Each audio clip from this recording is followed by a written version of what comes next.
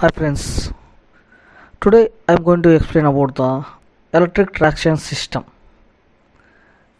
See, what is electric traction system? The process of moving any vehicle is called traction. Means when a vehicle is in motion, it receives electrical energy, that is called traction. If the electric energy is used in this process, is called electric traction. Electric traction system, the system which use electrical power for traction system. For railways, we are using mainly the electric traction system.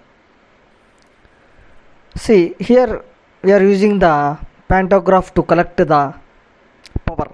Main function is to maintain the link between overhead contact wire and power circuit of the locomotive at varying speeds in different climate and wind conditions.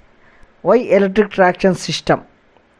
We are going for the, it is having cheapness, low operation cost, cleanness, no smoke and gas free, maintenance cost free, starting time and speed without loss of time.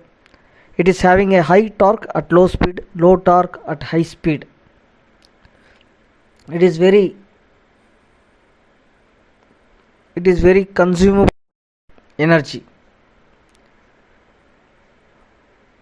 Please